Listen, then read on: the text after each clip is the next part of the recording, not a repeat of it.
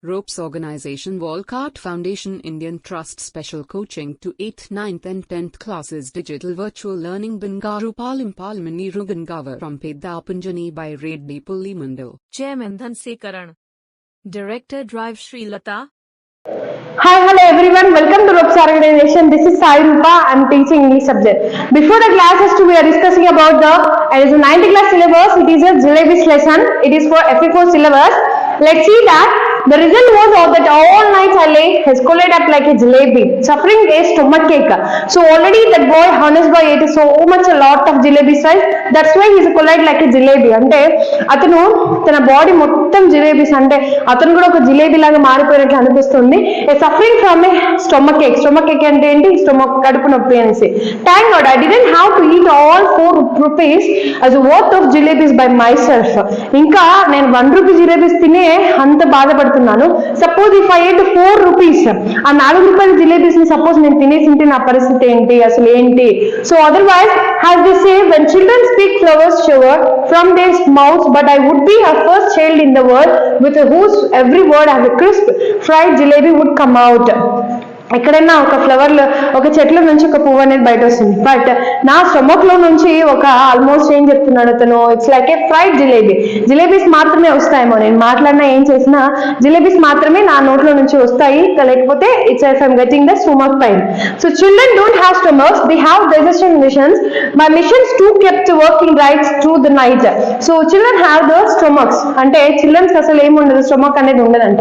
అలాగే as next one digestion missions, అంటే they have the digestion mission ఉంటే బాగుండు, వాళ్ళకి స్టమక్స్ లేకుండా if they whatever the earth they can easily digest, అంటే ఈజీగా డైజెస్ట్ చేయడానికి డైజెషన్ మిషన్స్ ఉంటే బాగుండు కదా. So my mission two kept working right through the night. So ఈ రోజు నైట్ ఆ మిషన్ బాగా వర్క్ చేస్తే నేను బాగుండొచ్చు కదా అనేసి అతను చెప్పడం అనేది జరిగింది. So in the morning just like any other day I washed my face like as a virtuous student with chalk and slate in hand. I headed for school. So virtuous students is like nothing but honest to buy, అంటే ఏమీ తెలియకుండా innocent గా ఉంటారు కదా, వాళ్ళని virtuous students అని అంటాము. when I was going to the school, headed అంటే స్కూల్ కి వెళ్ళడం. So with my hand is a slate and slate pencil. So అవి తీసుకుని నేను స్కూల్కి వెళ్తున్నాను.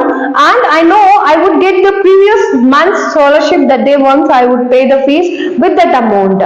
So the jalebis would be completely digested. ఇప్పుడు స్కాలర్షిప్ అమౌంట్ తోనే నేను ఫీజ్ పే చేయాలి కదా. సపోజ్ స్కాలర్షిప్ అమౌంట్ తో నాకు ఫీజ్ పే చేయలేకపోతే, సపోజ్ ఇప్పుడు నైట్ తిన్న ఫుల్ 1 రూపీ కావచ్చు 4 రూపీస్ అయిపోయింది జిలేబీస్ కోసమే, everything will digest.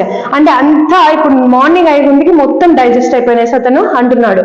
So next one what he said, and I go to school. When I go to school I found that the scholarship was going to be paid the following month. Following means nothing but next month. Following month ante enti meaning ikkada next month. So next one emantada, my head started to spin ante tirugadam, na tala anedi tirugutundi, because when I heard that word, so the scholarship amount will come for the next following month. When I heard this word, my head will be spin ante emani artham, tala tirugadam. ఈ month వచ్చేస్తే ఆ యొక్క amount అనేది నేను school fees pay చేసిండొచ్చు, but it's will come for the next month. I felt as if I was standing on my head and could not get on my feet again if I are tired. So I was standing on my head, అంటే ఎప్పుడైతే నాకు ఆ feeling అనిపించిందో నేను అలాగే నిలబడుకున్నాను. అలాగే నిలబడుకున్న తర్వాత if I'm getting tired, so I'm getting some అన్ఈజీగా ఫీల్ అవుతున్నాను. ఎప్పుడు ఎలా ఏం జరుగుతుంది, అసలు ఎప్పటి నుంచి వస్తుంది అనేసి అక్కడ ఈ యొక్క అమౌంట్ గురించి ఆలోచిస్తూ ఉండిపోయాను. So my head started to spin.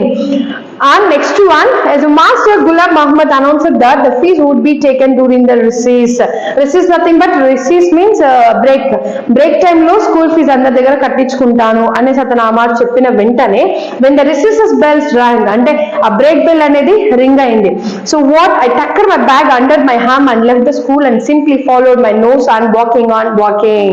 చూడండి, సింప్లీ ఆ బెల్ ఎప్పుడైతే రింగ్ అయిందో I tucked my bag, అంటే నా యొక్క బ్యాగ్ నా సంకల్లో పెట్టుకొని అక్కడ నుంచి వెళ్ళిపోతున్నాను. Because I want to pay the scholarship amount is not there, so I want to pay the fees amount.